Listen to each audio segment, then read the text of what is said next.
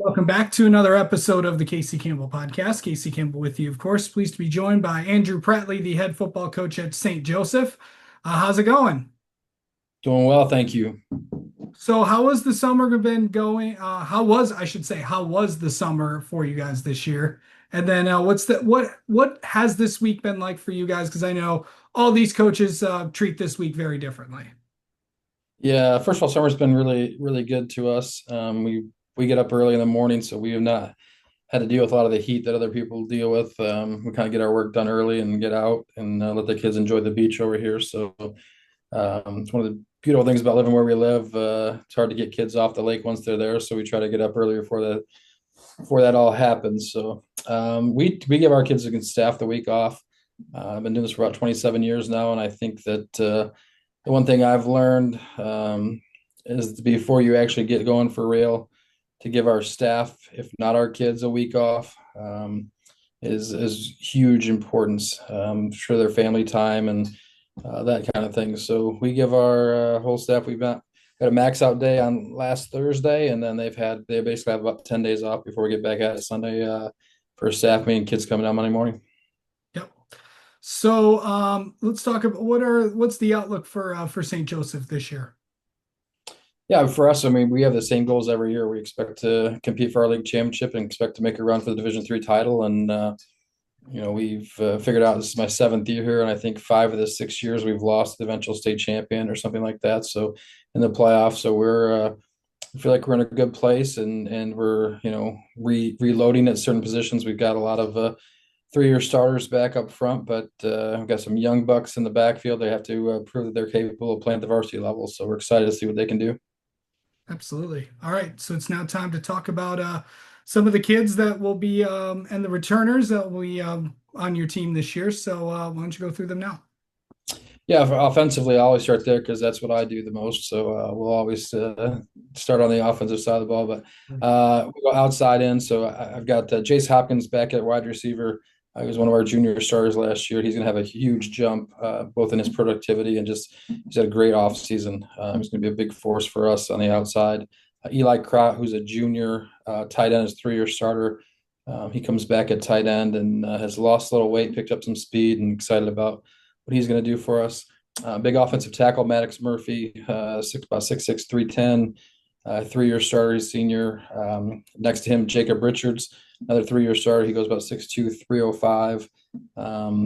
So those two are back. Those kind of that three is kind of our force on the strong side.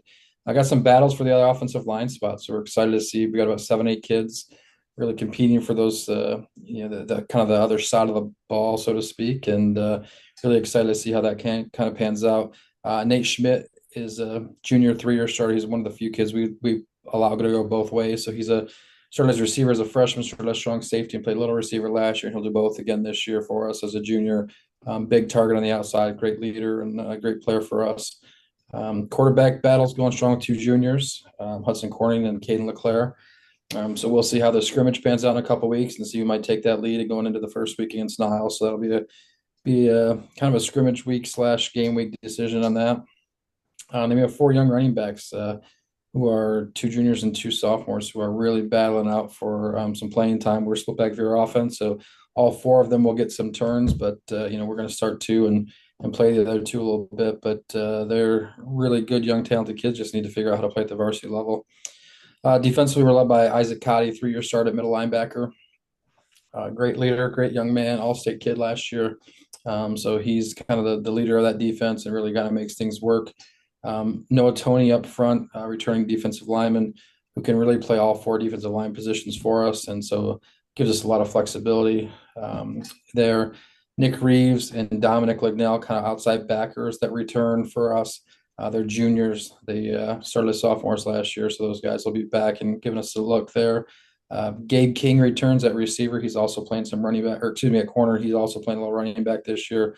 He's the only other kid that we let play both ways. So he's a sophomore and got some time as a freshman at corner, and we'll see what he can do going both ways this year. And then the other positions are really kind of up in the air. Free safety probably is going to be Phoenix Lignell, senior. Chase Pitcher is kind of taking control of one of the defensive end spots as a junior, but all those guys are new to playing a lot of minutes on varsity. Fortunately for us, last year we had a pretty good run and got a lot of fourth quarter minutes for a lot of kids. So they've seen some varsity experience. Some of them play, second, third quarter action. So they've got varsity experience, just not as starters. So we're excited to see what they can do as they take on that new role. Absolutely. Um, okay, so now we've gone through all the returners and all the kids to watch. Now it's time to go through the schedule. Starts off Friday the 29th at Niles. Of course, state runner-up in, I believe, in Division 4. Um, September 5th, week 2, home against Edwardsburg, the home opener for you guys. Week 3, September 12th, at Lloyd Norrix in Kalamazoo. September 19th, home against Gull Lake. September 26th, home against Stevensville Lakeshore. October 3rd, at Portage Northern. October 10th, home against Mattawan. October 17th, at Battle Creek Central. And to finish out the regular season, October 24th, home against Portage Central. So a pretty good schedule for you guys. What's in terms of the conference, what do you guys think? Well, it's been, since I've been here, it seems like it's always been, us and Portage Central kind of at the top there, battling it out. But the thing about the West Division, it's really strong. Last year, Mattawan got up and bit us week 7 last year and take us out of our undefeated season. And so you got to be prepared every week. Everyone's going to give you their best shot. And Portage Northern's done a great job over the years. They're going to change the offense up a little bit, and so it's really going to be a battle on the west side of the divisions. And but Portage Central's got a lot of kids coming back. They do a really good job up front. They're one of those teams just plays physical, controls the clock, and it's hard to get a lot of points on them because they hold the ball so long, and it's really hard to to blow them out by any stretch. So it's always gonna be a great game, a big rivalry for us. And a week 9 battle, came down to the last few years. So we're excited for that opportunity. And it's hard to look past the team that played at Ford Field last year, week 1, and then on your conference opener with Niles. So being back down their field's a tough place to play, tough environment with their little DJ on the sidelines and cranking the music and little play-by-play. And so it's a unique place to play. And obviously coming back from a really good run last year, a lot of kids coming back. So be a big test and a good opportunity for us week 1.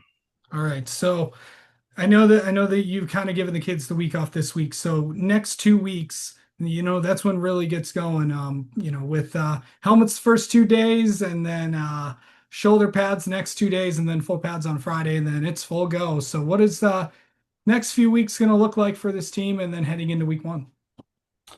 Yeah, for us, it's really a reinstall of everything we've been able to do over the summer. When we changed the rules a few years ago to give you the 15 dates, we've been able to kind of run a practice a week. So we've had kind of feel like we have most everything installed, but obviously in the summertime now everybody's there every day, and so there are some gaps, and of course taking a week off and some learning curves. So we'll get back at it again right away and just installing base stuff and kind of build from there. We've got a big scrimmage this year. We're going up to Granville, who I think is one of the best teams in Division 1, and they run the full T, and we play Belleville in that scrimmage, Traverse City West. So we're going to have opportunities to see 3 really good Division 1 teams and maybe 2 of the best in the state early. So it'll be a good test for us. We got to prepare a little bit physically for that. We don't hit a ton in practice. We're kind of we're in shorts most of the time. We're thudding up almost every time. We rarely go full contact at all. So we kind of treat it like a caged bear concept of let them loose on Friday nights, and so we got to do that a little bit early this year with the scrimmage that we're going to be in. And first time we hit somebody else going to be with Belleville, so it's a great test right off the bat to see how we are physically, and to see how we match up with that talent level that they're going to bring to the table. And so for us, it's going to be continuous about execution and what we do well, and making sure we're doing what we do, and not worry about who the opponents we're lining up against. Just execute as best we can and grow from there. All right. Well, Andrew, thank you so much for the time, and best of luck to you guys this season. All right, appreciate it very much. Have a great day.